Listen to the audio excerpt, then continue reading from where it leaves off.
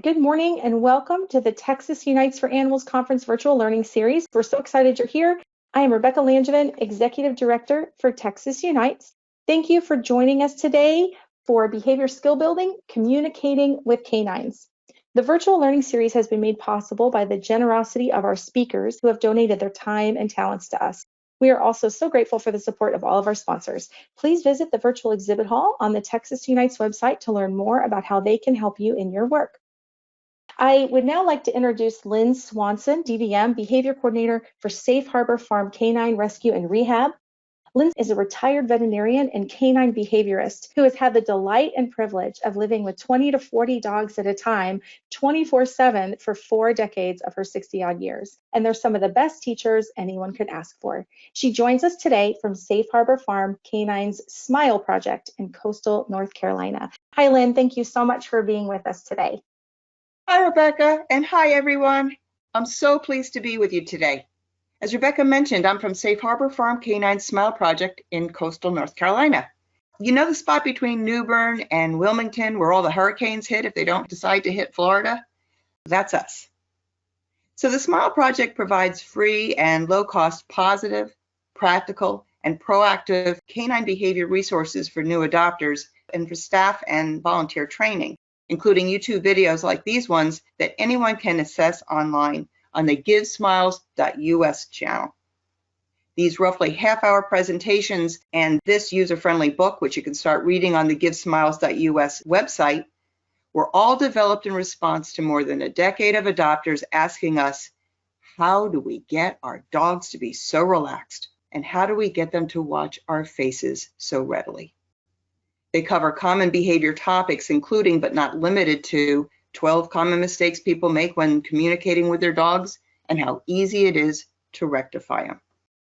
How to introduce dogs to one another in a canine intuitive fashion.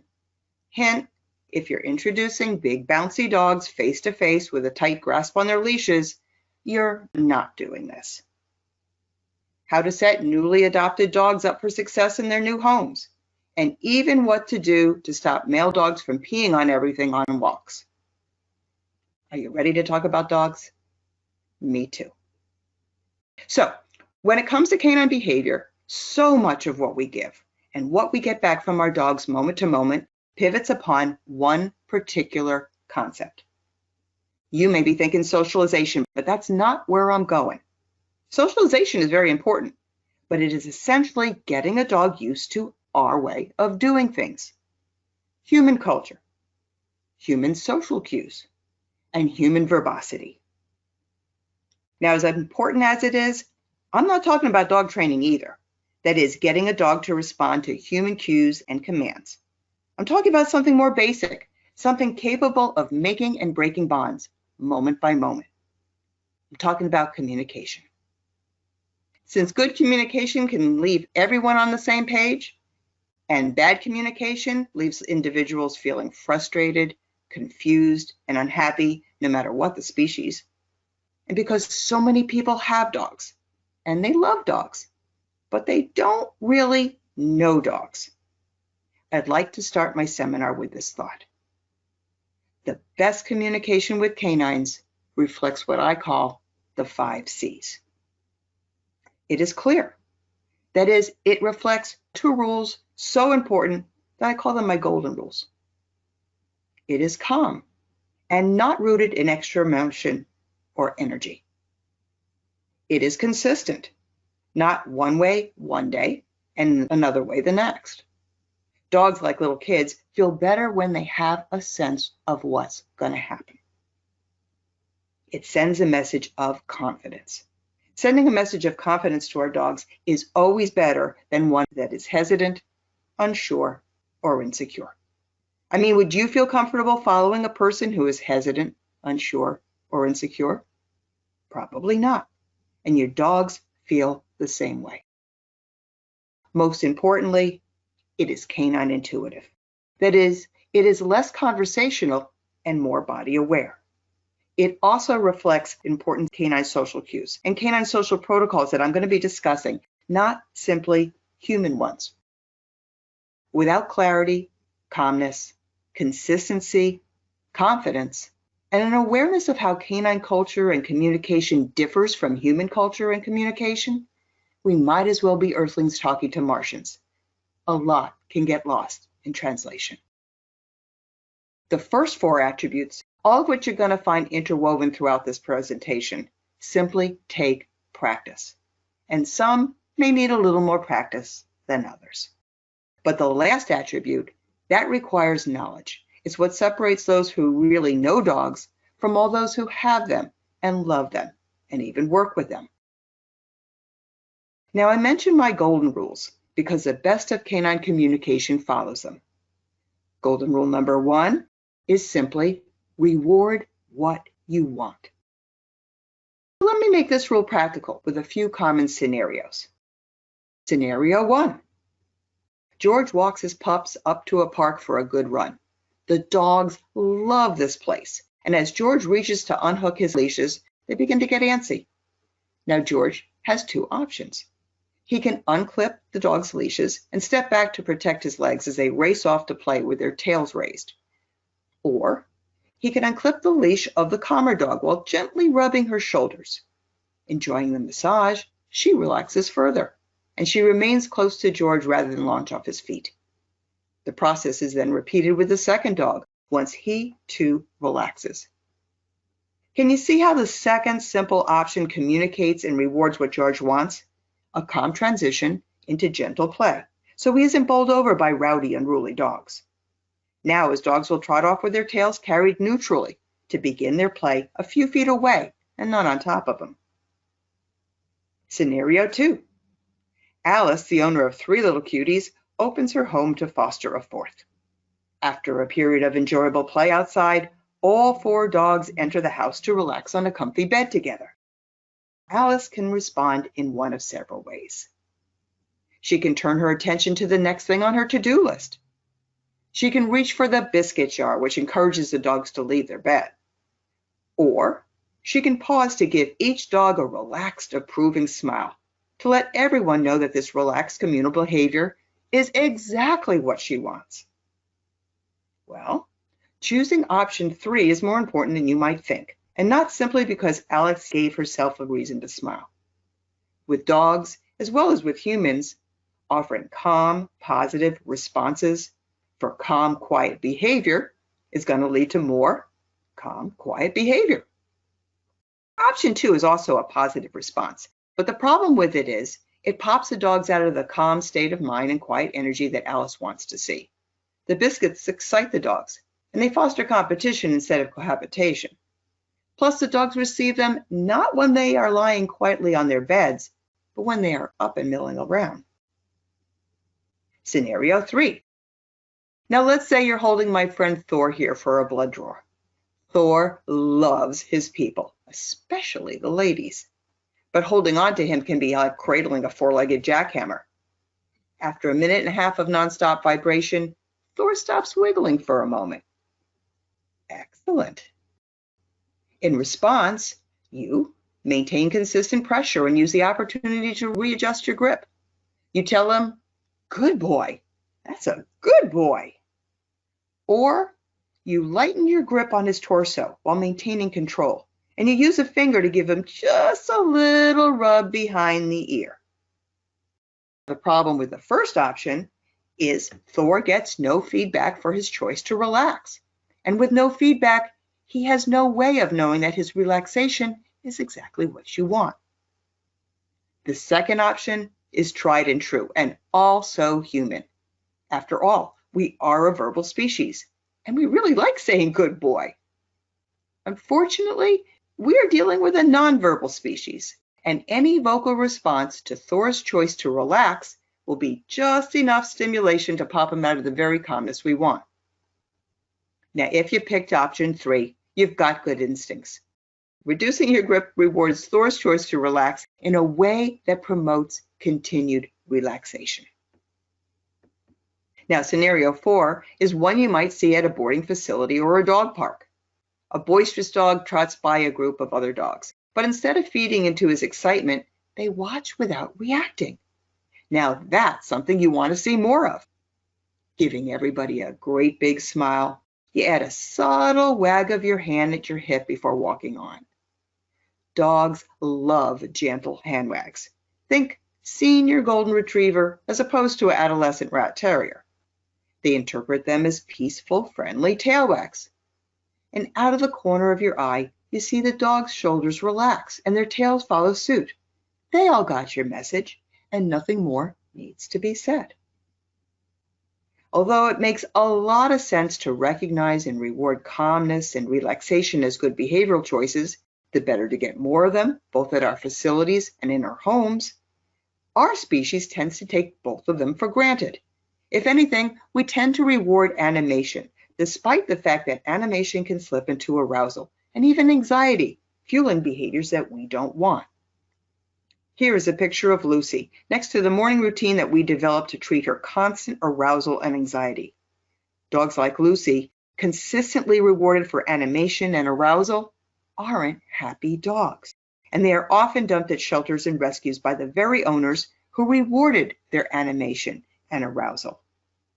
Although offered them by her vet, Lucy didn't need anti-anxiety drugs.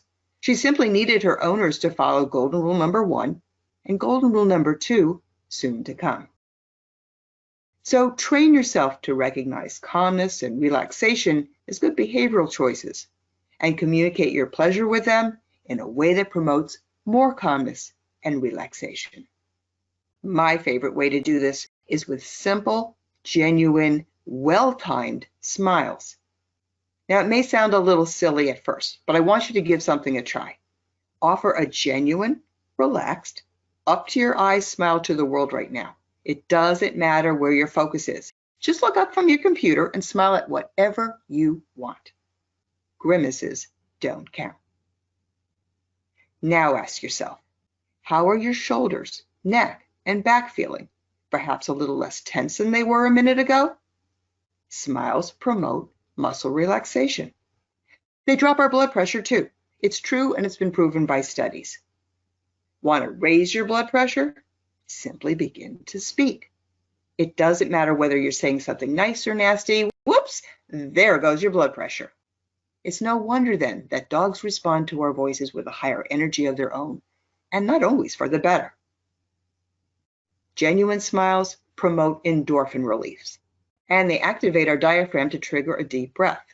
Consider smiles to be the antidote to holding your breath, something that many of us do a lot throughout the day, in some cases even in our sleep. Smiles are powerful. If a stranger smiles at you from across the room, you tend to smile back, right? You may even feel in the moment happy about yourself and a bit more trusting of others. Dogs feel the same way when we offer genuine, up-to-our-eyes smiles. Smiles convey a heck of a lot more than words do, and what our facial muscles do to all the other muscles of our body when we smile says volumes about us when we communicate with nonverbal species. As a pretty darn verbal species, we tend to forget about that. At my facility and in my home, I'm quick to reward dogs with sincere, relaxed, and well-timed smiles. What? No dog biscuits? No good dogs? No clicker clicks? That's right. Smiles 95% of the time. Why? Because smiles don't lead to mouthiness the way treats can. They don't elevate a dog's energy the way good dogs often do.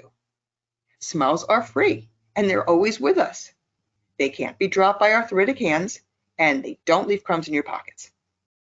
Smiles can be used with dogs that are on special or restricted diets, and they're great with dogs that just aren't food motivated. They can be used selectively while working with multiple dogs, something important in shelter situations. And we don't even have to be looking at a dog for our smile to send its message. Now you know why we call our project the Smile Project. When do I say good dog? Or my personal favorites, good job or good decision? Well, I use verbal praise to pick up a dog's pace when I want more pep in his step. I also use soft verbal praise when a dog makes the right decision after thinking things through. For example, when he decides to come promptly when I call, as opposed to linger where he is. and when he decides to sit and focus on me, as opposed to hop around at my feet, and when he chooses to quietly observe something, as opposed to bark at it. In all of these cases, I want him to know that I'm especially pleased with his choice of behavior, because I want him to make similar choices in the future. Now, occasionally you'll notice a little yellow sun popping up in the lower corner of some of my slides. It indicates that a lot more information on a given topic is available in the Smile Project's book, Smile.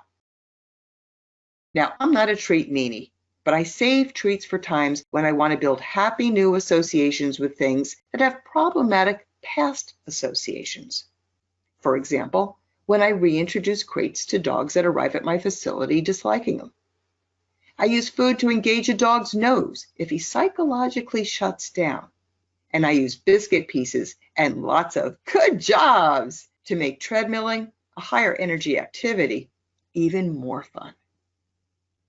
This is Hiker, my beloved and recently passed vertigo assistance partner for 11.5 years. In our travels, people often ask how I got him to focus on me so intently. It's because he, like all my other dogs, works for smiles. Consider this. When you reward your dog with a treat, where, if he hasn't been trained otherwise, is his focus? It's on the treat, right? And what is happening with his energy level? It rises, doesn't it? But when he's rewarded with a genuine, I am so proud of you smile, where is his focus? It's on your face, and that sets him up to be ready for your next direction without a word spoken. And what happens to his energy level? It relaxes. Most dogs enjoy pleasing their people, and they take great pride in making everyone around them smile. Here is Hiker at the LA airport, waiting for me to return with my morning coffee. And here he is in downtown San Diego. Notice the fire trucks behind him? Despite the commotion they're making, Hiker's attention is on me. Whenever a new situation occurs, he knows he has one job and one job only, to look to me for direction. That response always gets him a broad smile. And in new or questionable circumstances, we work well as a team with me as a decision maker and him as a very happy follower. When it came time to teach Hike how to walk on escalators, it was the easiest thing you can imagine. I simply walked on the escalator like we had done it 100 times, calmly, matter-of-factly, and with a well-timed, relaxed smile. Hiker quickly learned to love escalators. Why? Well, consider what all the people traveling in the opposite direction do when they see him. They smile, of course, and Hiker loved playing to a crowd. Now, earlier, I mentioned hand wags. My dogs enjoy them as much as smiles. They totally get butt wiggles too. But where hand wags should be slow and relaxed, remember that senior retriever? Feel free to go to town with the wildest of butt wiggles when you're happy. Your dogs are going to love them. Hand wags and butt wiggles, that's canine communication 101. Speaking of species-specific communication that works really well, the next time you need to relax or draw in an uncertain kitty, let your hands do the talking. First, bring them to rest low in front of your hips. Stretch the fingers of one hand slowly before bringing them back into a relaxed fist. Then do the same with your other hand. Repeat the motion unhurriedly, one hand at a time, as if you're a contented kitty kneading her paws. These low and slow happy feet work amazingly with cats, especially if you want to gain their trust and draw them in from a distance. By way of example, shelters are often faced with the dilemma of determining whether a cat is feral or simply scared. A simple technique that I've used for years is to stand in the middle of any cat room, slowly kneading my hands down at the level of my hips while talking to a staff member. Within 30 seconds, it is not unusual to have 1/3 to 1/2 of the cats in the room kneading their paws in response. At that point, I simply walk around the room, pointing, not feral, not feral, not feral. Get these kitties to the adoption room. And for a lot of kitties, this simple test has made the difference between life and death. including one sweet kitty named Foxy, who came home with me after flopping on her back to offer 4 kneading paws frantically in the air. And prior to this, she hadn't moved for days. Back to our golden rules. After golden rule number 1, reward what you want, comes the often harder to follow golden rule number 2.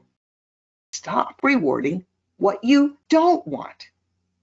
Dogs are problem solvers who will look for patterns and routines in the behavior of the people around them. When we take the time each and every time to reward only what we want and not what we don't want, we can use those attributes to great advantage. Let me use moving a group of dogs from one area of our facility to another as an example. Sometimes the process takes 30 seconds, sometimes a whole minute, but it is time very well spent because it communicates clearly what I want. What I want to see is dogs politely standing or sitting in a calm and relaxed manner. What I won't reward by letting the dogs pass is any elevated energy, anticipation, whining, pawing, crowding, or fidgeting from anyone. And because I'm patient and consistent, the dogs that already know this serve as excellent role models for all of the newer dogs. This is a process we follow at 2 important thresholds several times a day, every day. And as a result, transitions through gates at our facility are peaceful, polite, and orderly. And our adopters rave about how polite and well-behaved our dogs are at doorways and in groups. Does anyone here know any dogs like this?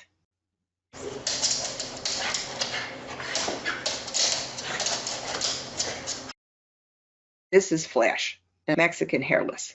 And this is what he does when guests come to his owner's house. It is also his twice-a-day routine at dinner time. In the first case, his owner rewards him with frustrated chatter before picking him up. Flash, get down! Sorry, I don't know why he does this. In the second case, she offers equally excited chatter before giving him his food. Poor Flash. He's had all the wrong things rewarded when teaching him to relax on his bed when visitors arrive and at mealtimes would be so easy. This is an important concept when you're working with groups of dogs as well as individuals. Underlying every behavior is both an energy level and a state of mind. So what energy level is Flash exhibiting? And what is his state of mind? He's one excited guy, isn't he? Well, what state of mind and energy level would we rather see? Wouldn't it be nice to see a calmer and more relaxed Flash? Of course. So what state of mind and energy level should we reward? His most calm and relaxed side, whenever possible. And how might we reward him? With a relaxed, well-timed, and genuine smile, of course. Here's another scenario. Jackson shakes and shivers whenever he enters a new location. Shaking and shivering is the behavior, but let us consider the energy level and state of mind behind it. Let's consider Jackson's state of mind first. His tail tells us that, at very least, he's a bit concerned. And what kind of energy level fuels that concern? Exactly. Now, with the best of intentions to calm and comfort him, Jackson's handler pets and talks to him. Without realizing it, he's breaking golden rule number 2. He's reinforcing a concerned mind coupled with the energy level that feeds it. It is all so human to reach out and talk another individual through worrisome situations. Our culture's like that. But dogs don't see our touch and conversation the same way. Consider what any good mama dog would do in a similar situation. Mama would get her pup moving, if only a few feet, the better to move him physically and psychologically into the next moment. And she would do so in a calm and matter-of-fact way, without conversation. Jackson's handler would have done well to do the same. He would have done well to head down the hall or even outside for a relaxed, matter-of-fact, 2 to 3 minute side-by-side walk before returning to the original location, only to leave it again without pausing for another relaxed 2 to 3 minute side-by-side walk, a few times over, back and forth. These calm back and forth repetitions and the relaxed movement that they require would set Jackson up to be relaxed and a lot more confident as opposed to concerned, so that he then can be rewarded for a healthier state of mind and energy. For those of you who work in facilities, think of how often dogs have relaxed and become better behaved when you walk them away from their owners. You probably thought that this happened because they were no longer under the influence of their owner's nervous energy, and yes, that certainly could have been a factor. But what you probably didn't realize was how important your calm direction for these dogs to get moving at your side was, and how that movement focused their energy, allowing them to move on to a better state of mind. I'm going to be discussing the magic of movement and what it communicates to our dogs as I go on. While standing in place to touch and talk things out is also human, using thoughtful side-by-side movement is being a lot more canine intuitive. Now, I've never called this my golden rule number 3, but it might as well be, since I can't overemphasize its importance. When you're communicating with canines, honor canine social protocol. Every animal species has its unique set of social directives, not unlike the customs of different countries. Body language that reflects comfort in one culture may trigger unease in another.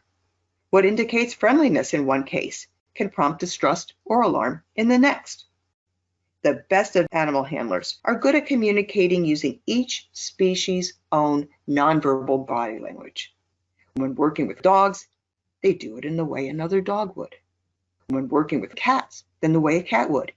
And when working with horses, the way a horse would. Birds too.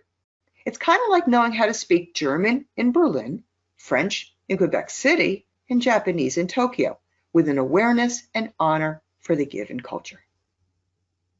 Consider how two members of our culture greet each other. We look into each other's eyes. We stand still. And before COVID, we'd always reach for each other.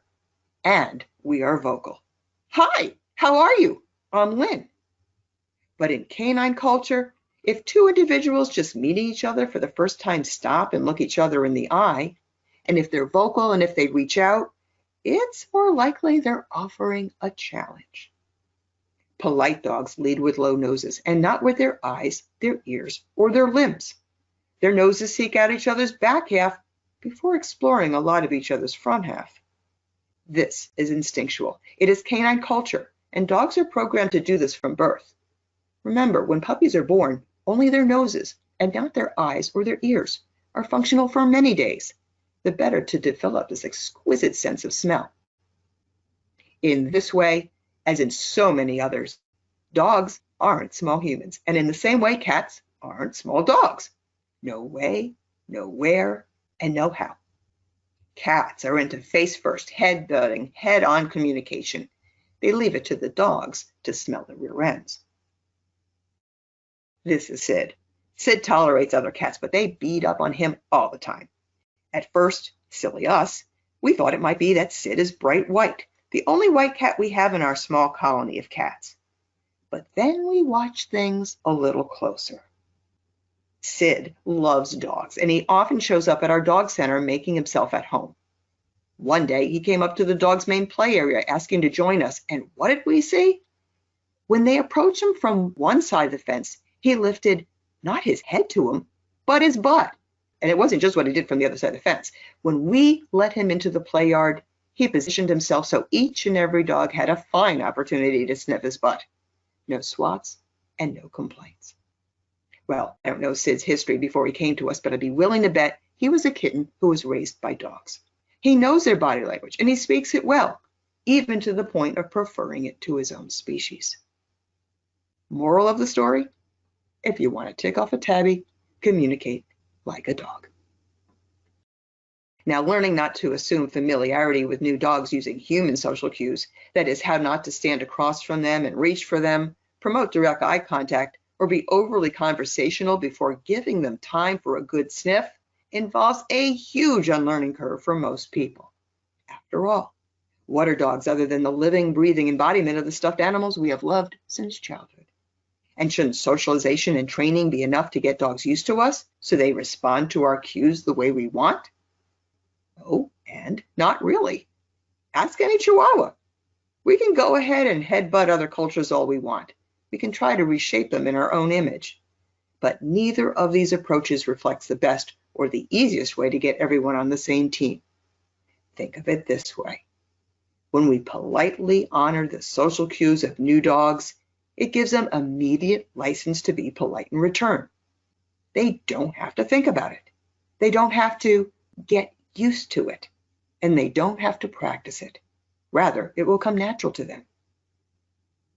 Okay, so now we realize how approaching new dogs using our species' social cues can create problems.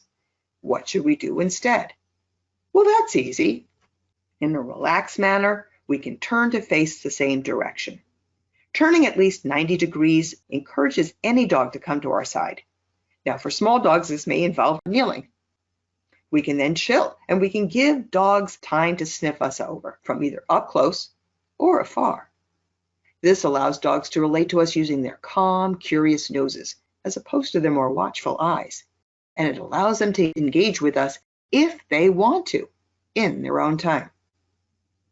And to help us send a message of relaxation and acceptance, we can offer a smile to the world at large. Remember, genuine up-to-our-eyes smiles relax our posture. They help us shed tension, and they allow us to breathe in a normal fashion without even having to think about it. Dogs love this stuff. They want to be around relaxed people. Unlike humans, they're not into drama and trauma and who said what to whom. Same person, same little dog in two of these pictures. If a picture is worth 1,000 words, I think these two pictures say it all. Now, many of you are thinking, but my dog doesn't mind me leaning over him, and he doesn't care if I reach for him. And that may or may not be true, because your dog has become used to the way you, his provider, does things. But with new dogs, it's a lot less likely to be the case. In response to the question, with new dogs, how do you know when conversation, touching, and direct eye contact are welcome? Fortunately, there's a very simple canine intuitive answer. Wait for the walk away. What a dog turning away or walking away signifies is often something people get 180 degrees incorrect. And as a result, we send the wrong signals to our dogs. In our culture, walking away might mean we're dismissing a person, or in some cases that we disapprove of them. But in canine culture, a dog walking away more often communicates his comfort, his approval, his acceptance, or an invitation to follow. Why is this important? Well, think of the many times you've walked away when your dog was misbehaving, or you walked away when he changed the behavior you didn't want, but not the energy level or state of mind behind the behavior. So he went right back to doing what you didn't want him to do. Or the times you felt dismissed by a dog when he was actually offering an invitation. Here is Jenny in a clip filmed to demonstrate a common type of barking. In this clip, she's offering some "I want to sniff you" Sparky barks to Kate, a cat volunteer who has just arrived.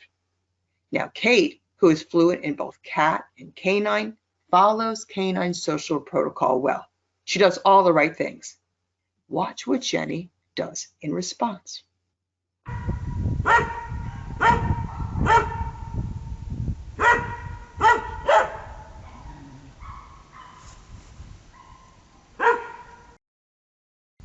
You can tell we're a dog rescue, right?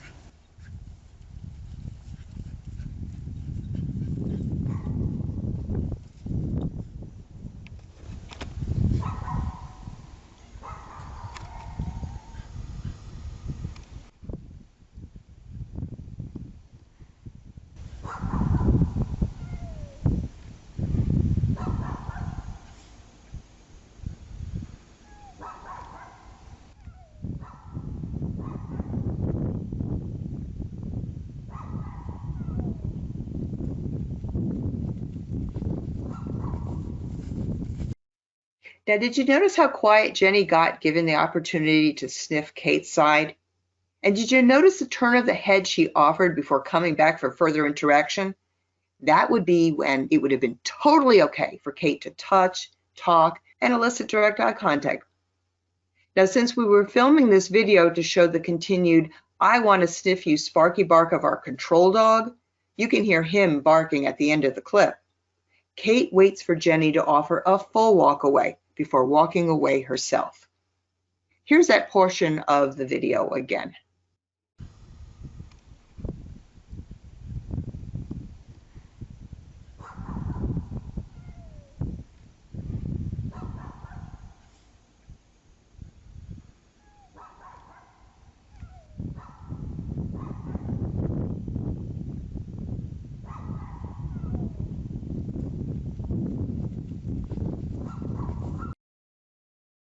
Always watch for the head turns and the walkaways, and consider them to be your invitation to take the next step, either to further engage with the dog or to walk away yourself.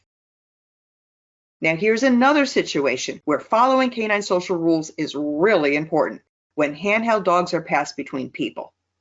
Disregarding canine social protocol is the #1 reason so many of these little guys become tense or reactive when you reach to take them from their owners. When you ask someone to pass a little dog to you, always ask them to do it back first. Why? Because it allows the dog to politely lead with his butt and not his face. It allows the person holding the dog to be a secure point of reference. And it doesn't push a dog rudely into someone's personal space. No one likes to get pushed into the personal space of another.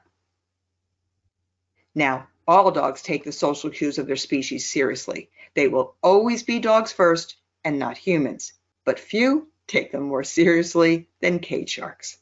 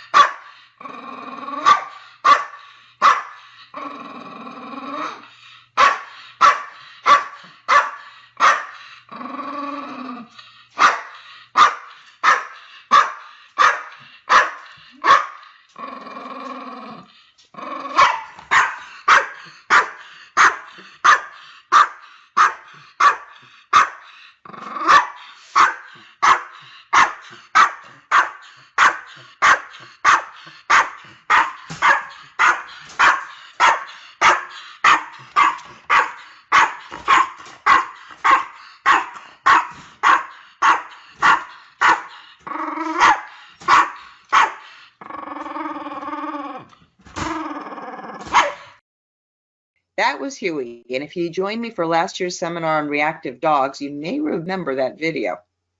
Huey is a classic cage shark, and in this video, what his otherwise loving and caring owner does unknowingly just reinforces his behavior and unstable state of mind. Cage sharks may be love bugs in other circumstances, but put them in a cage and they are all fang and fury. Unable to approach and be approached from the side and rear puts them into a fight because I can't flee state of mind. Talking to him, reaching for him, and maintaining eye contact only makes things worse. This is why in kennel situations, covering their cage doors with a towel is helpful. It reduces all eye contact. When it's time to approach them, turn your side or back to them, the better to encourage them to use their sense of smell as opposed to their more guarded, less curious sense of sight. Keep your energy relaxed and matter of fact. Don't hover or be hesitant in body or mind. The last thing an insecure dog needs is a hesitant person entering their personal space. Don't feel the need to rush things. And if you can, let them walk out of the cage on their own without reaching for them. Lastly, when you know you're going to be dealing with a cage shark, leave his leash on and hook it to the top of his cage. That way you can reach for it instead of him when it's time to open the door. In the case of puppies and leash chewers, those old-fashioned metal leashes, work very, very well. Now, dogs occasionally use their voices, and for an excellent and quite positive discussion on barking, I'll refer you to the book. But for the most part, they communicate using PPME. That is posture, position, movement, and energy. And this is really important. They interpret our posture, our choice of positions, our use or non-use of movement, and the energy we project both in quantity and quality in the context of their species and not ours.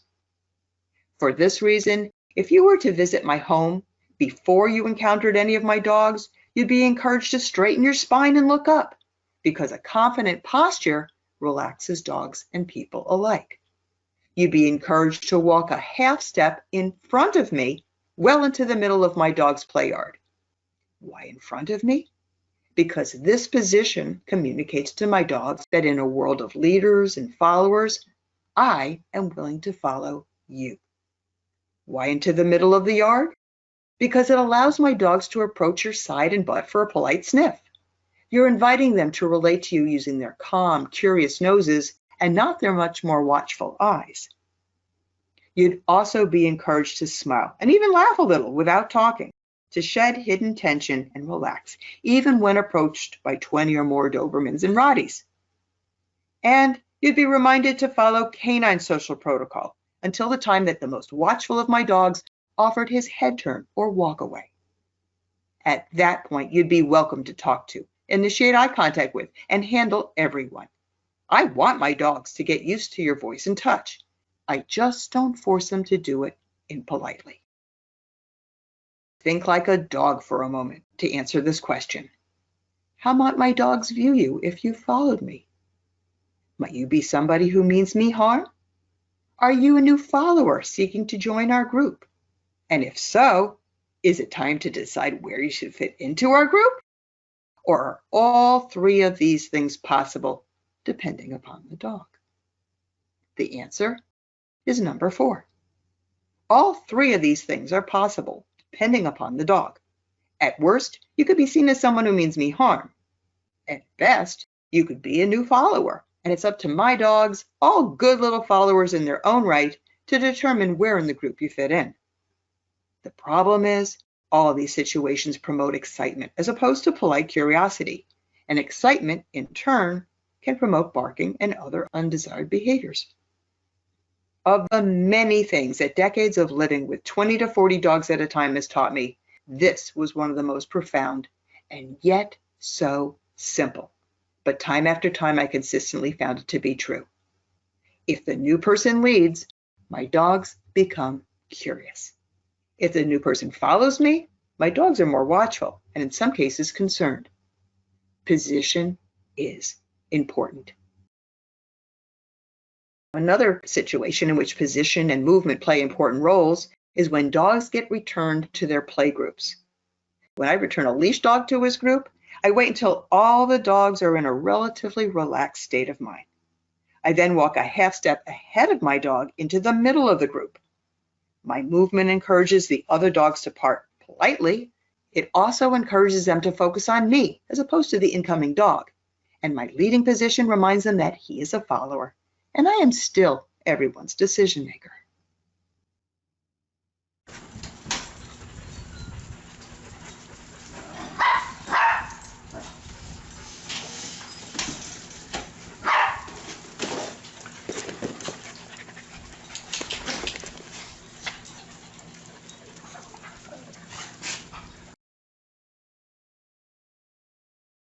Now, this next video was taped to illustrate what can happen when the importance of posture, position, and directed movement is ignored.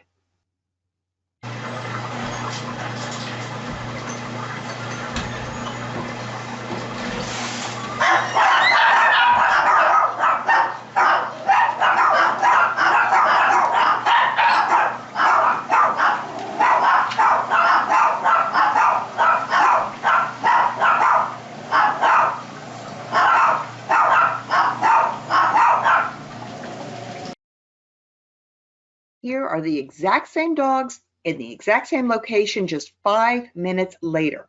The difference is I changed 3 things.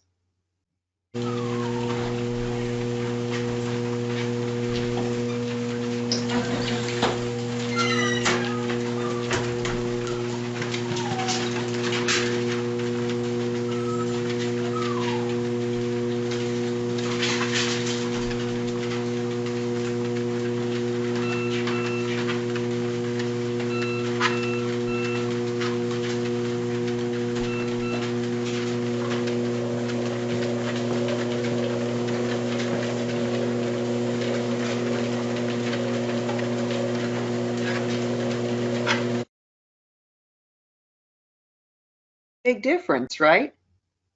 So in this case, the 3 things that were changed were: first, Olive the Dobie mix follows me into the building. I don't direct her to lead me. Second, I guide her using a slight touch to where I want her. In other words, I make decisions so she doesn't have to.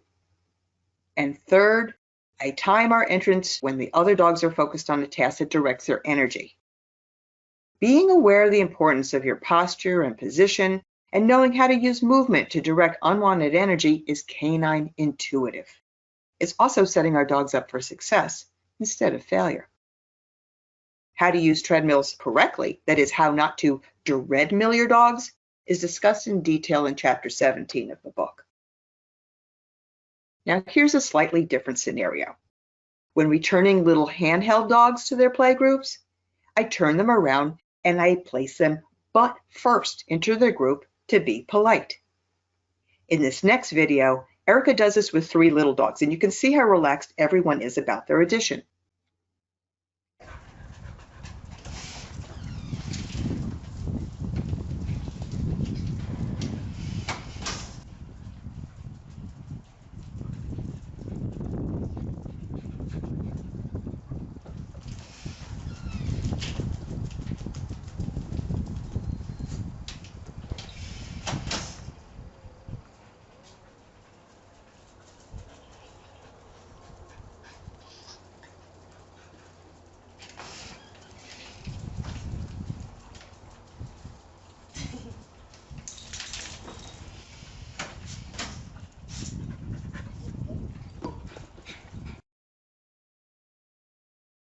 Time once more to think like a dog.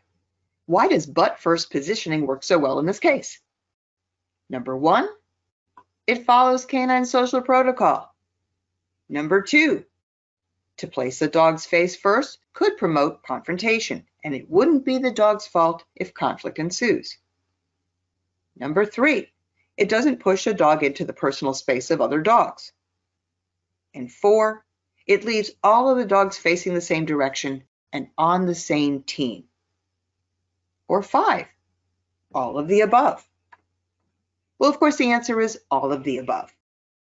The concept of being on the same team is a practical and powerful concept that applies when we introduce dogs to one another, when we introduce dogs to new people, when we introduce dogs to other species, when we house dogs together, and when we rehab dogs who respond negatively to objects.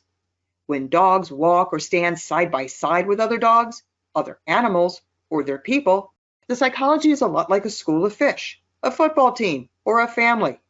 There is a spirit of unity, of security, of togetherness, and of us and them distinction. Teamwork is an important thread running through all of the Smile Project's materials. As a concept, I could speak about it for hours. It's that practical. After all, most of the time we're working with multiple dogs in our homes, in situations that crop up in the real world, and most certainly in our facilities. Another situation where a little awareness of position goes a long way is where bright light exists behind you. Indoors or outdoors, don't stand between dogs and bright light, wondering why you're being barked at.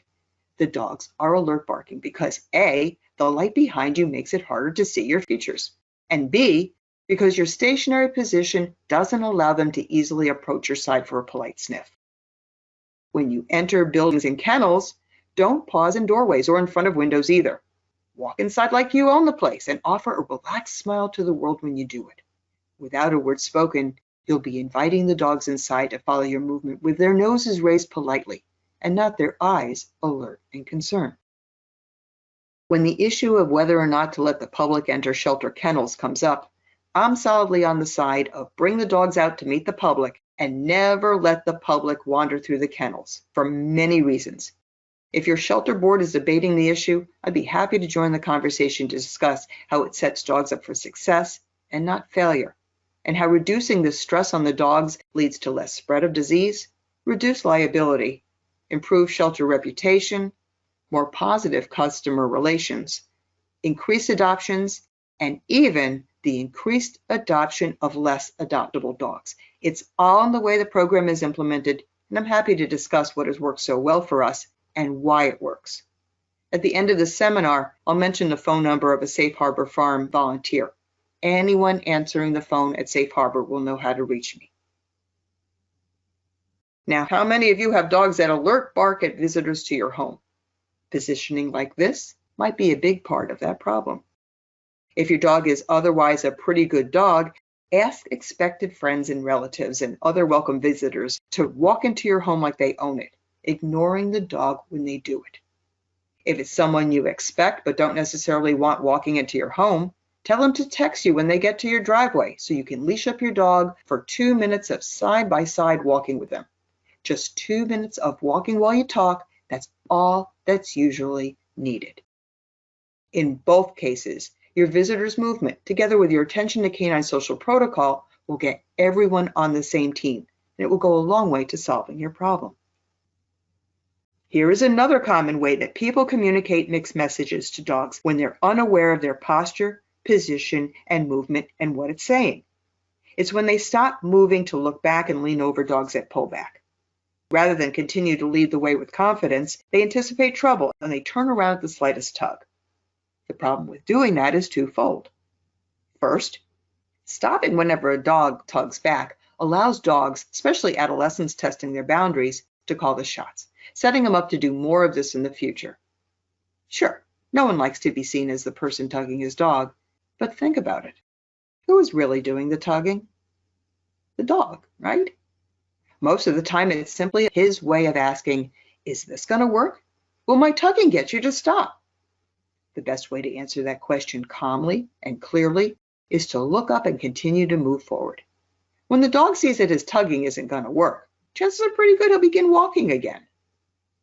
Second, while your leash and your voice may be urging the dog forward, this kind of body language is telling him to stop. There's no forward movement in it, and respectful dogs don't naturally run up to stationary objects unless they're looking to scale them. Remember that last point, when a dog you've called stops a few feet away, as opposed to come right to your toes. Chances are he's being polite and not obstinate. To draw him in closer, simply jog just a few steps backward. Your movement will catch his attention, communicate direction, and very importantly, give him the space he needs to come close. In this video, I use backward movement together with the promise of an occasional treat to teach Tattoo to come when I call. She's a shelter dog who's never done this exercise before. She has no clue as what come, sit, or stay means. But you can see how quickly she picks up on what I want and how close she's willing to come when my posture and movement give her the space to do.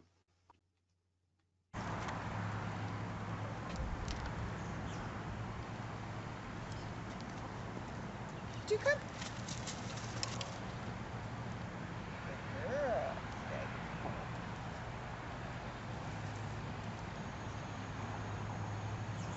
Did you come? Good job. Nice job.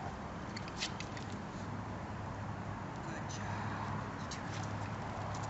Whoop.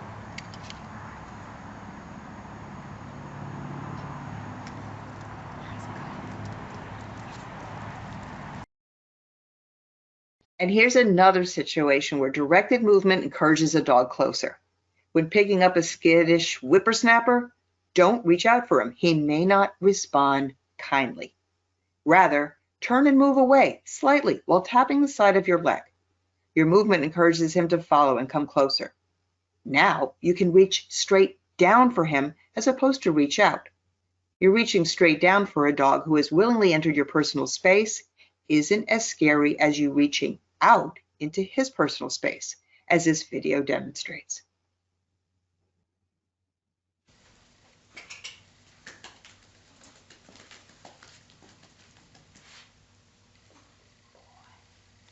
Good job. So simple and so safe. So here are 6 helpful hints to help you get your posture, positions, and movement right when walking dogs, both singularly and in groups. The first is aim to walk like an H and not like a C. When you look up as you move, you project confidence, and dogs will naturally back up and follow your lead. If you look down as you move, the message that gets sent is one of caution, and dogs will naturally step ahead of you to make decisions. Also, if you watch your dogs as you move, as opposed to look up and look ahead, who is really leading the way? Who is making all the decisions? Watch people whose dogs naturally follow. You will see that they look up and they move with confidence. They don't look down as if they're about to trip any minute. Now practice it yourself again and again and again until it's muscle memory. Hint number 2, picture success to achieve success. When you allow for a picture of success in your mind, it changes your posture, positioning, movement, and the energy you project for the better. Things just flow naturally, even if you have one of those dorky dopes on a rope. Picture success until you achieve success. When you hold a picture of insecurity, uncertainty, frustration, or tension in your mind, it's just going to travel to your shoulders and down your arm and leash, and it will become the message that you're sending to your dogs. As commonsensical as picturing success to achieve success is, it can be hard for some people to do until someone shows them what they're capable of and what their dog is capable of when they stop envisioning the worst. This picture offers one example. In it, you see 2 dogs tied to the basket of my 3-wheel trike. One is an overweight adolescent pitty mix whose owner is afraid to walk her. The other dog is my partner hiker, acting as a good canine mentor. It's hard to see in the picture, but in addition to being tied to my trike, the pitty is also leashed and being led by her owner. Setting things up in this manner allows me to exercise her under-exercised dog while demonstrating a tool that she can use to do the same. It guarantees both her and her dog's success, and it helps her to see not only what her dog is capable of, but what she is capable of too. Hint number 3. Use the shadows ahead of you to maintain a relaxed awareness of your dogs and your posture. What 2 improvements might these shadows suggest? How about shortening your leash about 6 inches so you don't have to cock your hand to the side? And second, look up. Hint number 4. Always use the correct leash and use it wisely. People often reach for leashes that are too long, too wide, too bulky, or too stiff. And then they hike up their shoulders, mummify their hands with loops of extra leash, tug and yank unnecessarily at dogs walking in front of them, and wind up associating walking with their dogs with frustration. What results is a complete failure to communicate and the opposite of teamwork. My advice? Use a lightweight cloth leash, preferably one only 3 to 4 foot long. For extra length at times when I want my dogs to move away from me, I simply hook a second leash, one that I keep hooked to or wrapped around my hips, to the first one. Don't hold your leash by its handle. Instead, let it drape over your palm as if you were holding the handles of a purse or a gym bag. Secure, but not overly tight. I love this one. Ever see trainers with knotted leashes? Those knots are there for a reason. They allow handlers to palm their leashes securely in a relaxed manner. No grasping or hand wrapping needed. And when it comes to keeping track of your leash ends so they don't bop your poor dogs in the head as you walk, simply hook the leash's handle to your pinky. And lastly, adjust your leash as need be with your fingers and not with your shoulders, arms, or elbows. For those of you dying to ask about flexi leads, well, let me point out some leash basics. Ever notice how dogs pull back when you pull their leash forward? Ever notice how they pull forward when you pull their leash back? It happens because dogs instinctually pull away from tension. You pull in one direction and they pull in the other. Hardly the best way to communicate. Constant tension is one of 3 reasons I never recommend flexi leads. They encourage any dog to become a pullopotamus, especially if he's wearing a pulling harness. Note, if it's not a no-pull harness, it's a pulling harness. Second, they will scare the tail off of any dog if you drop them. And third, gripping their clunky plastic handle makes fine communication with your dogs totally impossible. That is, when you're not hopping all over the place in self-preservation because you're trying not to amputate a limb. Needless to say, I don't recommend flexi leads. On to hint number 5. If you think a dog may be pulling away from you because you're transmitting tension down your leash, try some umbilical leashing for a little while. If he walks better next to you when he's umbilical leashed than he does when you hold onto his leash, you're definitely projecting tension down your leash. Umbilical leashing, that is connecting a dog's leash shortened to 2 feet, give or take, to a carabiner hooked to a loose belt or leash around your waist, it allows your leash to move from side to side behind your back. It communicates direction to dogs without a handler's tension moving down the leash. It promotes good fellowship, and as such, it is part of the getting to know you exercise that I described for new adopters in the Smile Project's Welcome Home, What to Do First to Set Your New Dog Up for Success video. It is also a good exercise to use with dogs who tend to be unsure or insecure. Lastly, hint number 6. No mention of walking with dogs is complete without mentioning this one. Empty his tanks first. If I want a dog to focus on me and give me his best, I need to fulfill his needs first. And one of the most basic needs any dog has is to poop or pee. For this reason, emptying both the black tank and the yellow tank is what needs to get done before we go walking. Ask yourself, what is the association your dogs have with walking? Is it a chance to pee on things as often as possible while tugging you around like an anchor? Or is it time to move as a team with your dogs following your lead, be it at your side politely or sent out on occasion to explore? Perhaps you have fallen victim to the male dog myth, the one that says that male dogs must mark as much territory as possible with urine. It's just not true. And because urine marking is pretty obnoxious, a lot of people refuse to adopt male dogs, or they will adopt and then abandon them for reasons having to do with this behavior. When we assure potential adopters that our boys are trained to empty their bladders completely, just like the girls, many of them are surprised that it's even possible. That is how prevalent the male dog myth is. Training a dog to empty his bladder all at once is actually quite easy, and another one of our YouTube videos details how. First, make sure that he is neutered or tutored, as we like to say, since it's possible to correct behaviors, but impossible to correct hormones. Second, before you set out on your walks, each and every time, take him to a place of your choosing and be prepared to wait as he pees, and then circles, and then pees again, then strains to the end of the leash, and then pees again, and then sniffs around, and then pees again. Just stand your ground and be patient until you believe he has pretty much emptied his bladder. Only then do you start your walk with your buddy at your side. The first time you do this, you may spend a long 10 minutes waiting out your dog. To keep my cool, I often bring a good paperback. It's my secret weapon for waiting out behaviors, states of mind, and energy levels that I don't want, to get to behaviors, states of mind, and energy levels I do want so I can reward them. And it turns waiting for my dog to pee time into, oh goody, I can now read another chapter in this great book time.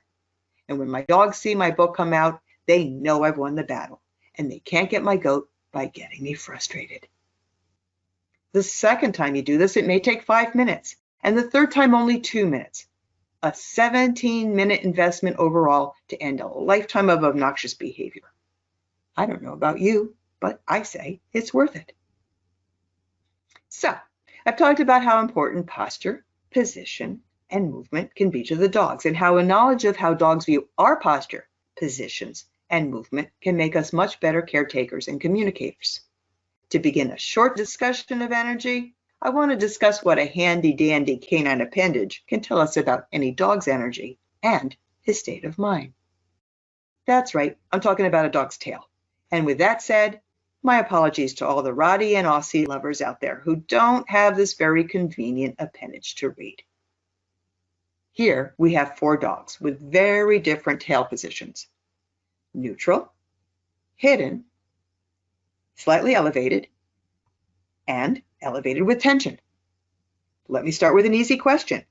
Which dog here is concerned or maybe a little fearful?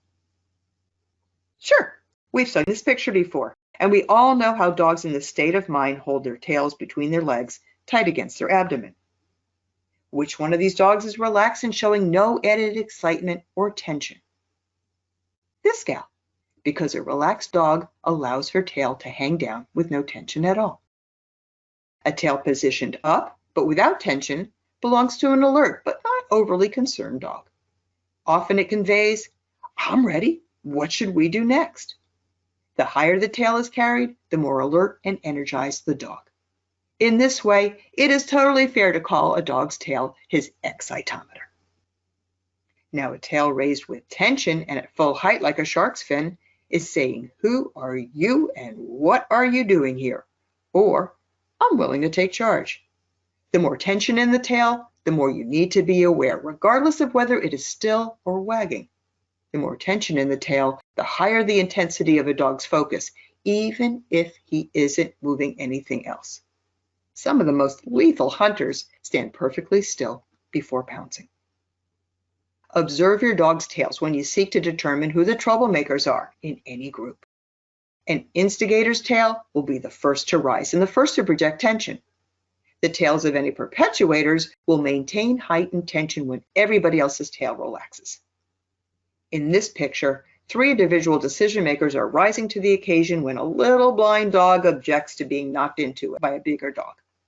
Olive, the Dobie mix, Molly, the tan pit mix, and Robert, one of our interns. Now notice Olive's and Molly's tails. Which one should have you most concerned if Robert doesn't rise to the occasion calmly and matter-of-factly? Molly. Olive's tail is raised because she's interested and has an opinion, but she's equally happy to have Robert take charge. Molly's tail, on the other hand, has so much tension in it, it protrudes perpendicular to her body. Molly is a dog you never want to take charge because other dogs can get hurt in the process. In this case, Robert did well. He sorted out who was stepping on who, and everyone then took a group walk together. Now, many of you have never seen, let alone worked with feral dogs. But whether a dog is feral or just fearful is sometimes a question faced by rescuers. Feral dogs avoid humans as a rule. Everything about their body language says, "Stay away." But while a concerned, withdrawn, or frightened dog holds his tail tight against his belly, a feral dog carries his tail neutrally. He will exhibit avoidance and a wariness, but not a fear of you. He simply wants no part of what you have to offer, and the chance that you will change his mind is small. People often ask, what about breeds who have upturned tails naturally? Well, in our experience, if one of them projects a lot of energy, his energy combined with the position of his tail can lead to conflict, even if he doesn't project tension. This is as true with hounds as it is with huskies. Always reward these dogs with a relaxed smile when you see them carrying their tail neutrally, because a relaxed tail set can keep other dogs from challenging them. These dogs may carry their tails up routinely, but they are capable of carrying them lower. What about wagging tails? You've got to be hard-hearted not to love them, right? Well, a wagging tail signals excitement more than it does happiness. And excitement isn't always a good thing. This is so cool. Have you ever wanted to communicate to a dog, "There is no need to be fearful"? How about, "I'd like you to cool your jets a little"? Well, whoever coined the phrase, "the tail that wags a dog," probably didn't know how close to the truth he or she was. Just as tail position is dictated by a dog's energy and a state of mind, his energy level and state of mind can be dictated by his tail position. It's true, and it's remarkable how a simple adjustment of the tail can change a dog's attitude. Here's Maggie, little Pomeranian mix. She was incredibly timid when she came to us. She clamped her tail between her legs whenever anything new happened. As part of her rehab, whenever we crouched at her side or reached straight down to pick her up, we gently passed a flat hand, palm up, below her tail to support it in a neutral position. As a result, and almost immediately, her entire body would relax. Our gentle repositioning of her tail away from her belly let her know that there was no reason to be fearful. It was okay to be relaxed. Maggie got the message clearly, and no conversation was needed.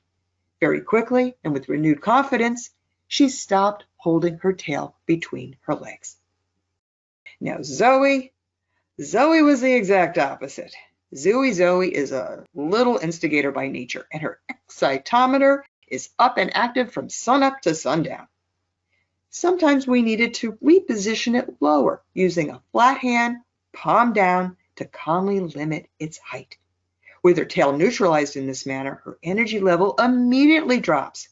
She relaxes, as do all the dogs around her.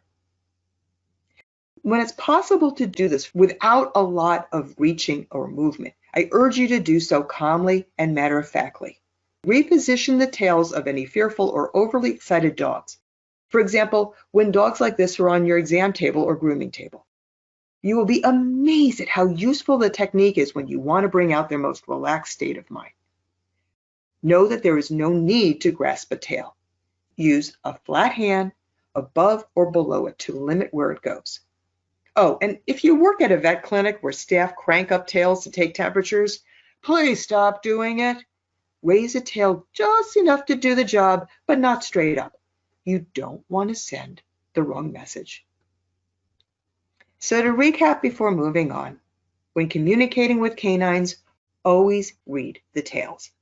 They'll let you know what a dog's energy level and state of mind is, so you can reward the energy levels and states of mind you want, and redirect the energy levels and states of mind you don't want. Remember golden rules number 1 and 2? They'll let you know who the instigators are, and which dogs are willing to perpetuate things when it may not be in everyone's interest. They can help you decide which dogs are truly feral and which ones are simply concerned. And they're a handy tool for changing a dog's state of mind and energy level for the better. So here are some behavioral complaints you might have heard. Anxiety, aggression, hyperactivity, leash pulling, destructiveness, excessive barking, stranger reactivity, and submissive urination. What they have in common is that none of them are low energy situations.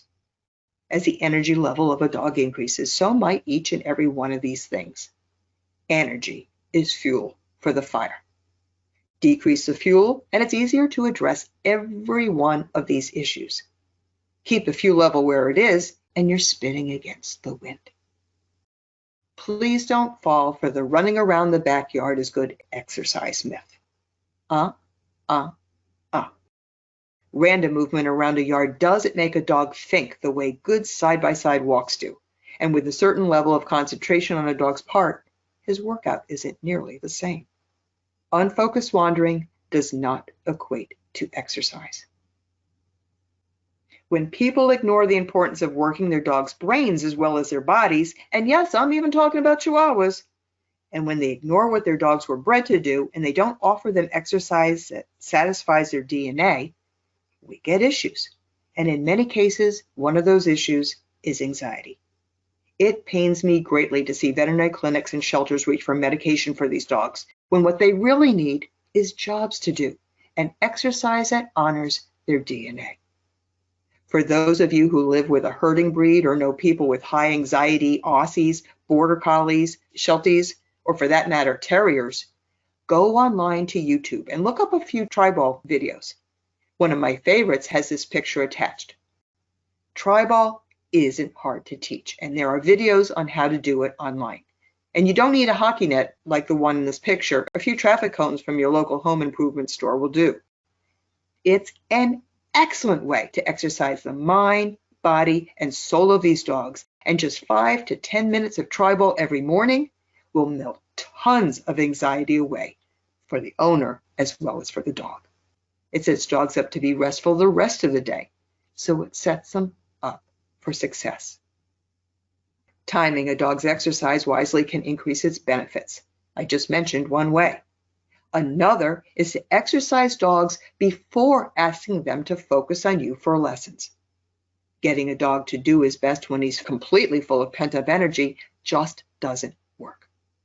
Give him some mindful exercise to do first to get his focus. And once you have his focus, then work on your lessons. It's only fair. The last thing I'm going to mention is our personal energy. It's important simply because dogs judge us by the energy we project, and they're completely honest about how they feel. Also, because if your energy is off, there isn't a tool or technique that will make up for it. Let me repeat that. If our energy is off, there isn't a tool or technique that will make up for it. But we're only human, and we have our off moments when fear, frustration, neediness, hesitation, and even anxiety becomes a message we send. Since time limits what I can say on this topic, let me leave you with 2 important thoughts. The first thought is, when bad stuff happens to us, our dogs don't get the details. They don't get the history and the who said what to whom. They don't know, and they don't really care who started it. They just know that their people aren't happy, and what they do about it depends upon the dog. One might soil the carpet. Another might fight with his dog buddy. A third might withdraw completely. And the fourth, well, he's the one who finds and chews up your underwear. The topic of the energy that we project, moment by moment, plus some easy and really practical things to do when you're not at your best, is covered a lot in the book, and that brings me to the second thought. Always be willing to learn more about canine culture and how life looks through a dog's eyes, and be willing to see a few things through their eyes to bring out their best and your own